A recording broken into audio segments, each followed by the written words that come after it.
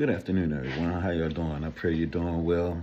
I just wanted to hop on real quick. I was doing another Bible study, of course. I do them quite a bit, but and oftentimes things hit me, and I, just dig into it a little bit more myself. And today is one of them times where something hit me when I saw it, and I really never noticed it before.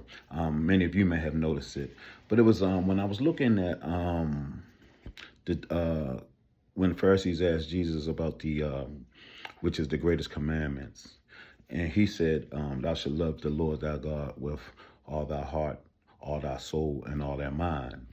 And then it took me, and then I thought about when it was originally said back to Israel, back in Deuteronomy chapter 6, and they said the command was to love the Lord thy God with all their heart, and with all their soul, and with all their might.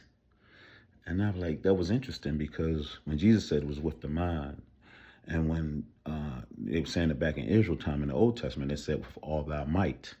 Um, and it was crazy because when I was thinking about it, I always believed that the scripture that says we wrestle not against flesh and blood, it's a true scripture.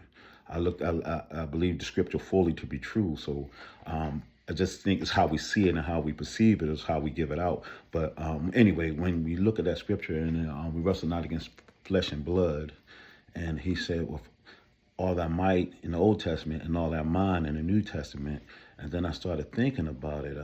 Is our mind our might? Is our mind our might? Is that where our strength at?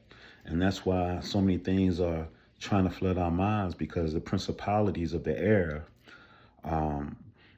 want us to be, our minds to be everywhere instead of on God. Because he said, love with your heart, your soul, and might, mind, that's all of you. But if you are so consumed, and we are so consumed with the things of this world, we can lose part of that. And I believe when I look at Paul, was Ephesians 4:3, he said, and be renewed in the spirit of your mind. Again, it's a spiritual warfare in the mind. So your mind gets cluttered, get anxious, stressed, depressed, all these things in the mind.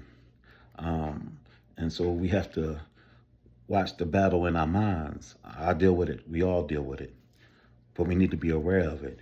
And also, like in Romans, he said, be ye transformed by the renewing of your mind, which means it's an ongoing process that you have to keep renewing your mind, to keep resetting your mind, because your mind is always crowded. And I look at it even in the just from the aspect from politics and things of that sort. People focus on Trump. They focus on policies, which is cool. You can focus on that stuff.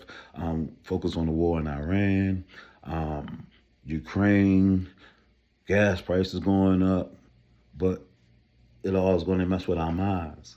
So if we can focus on having our minds stayed on God, who keeps us in perfect peace. If our mind is stayed on God, he keeps us in perfect peace.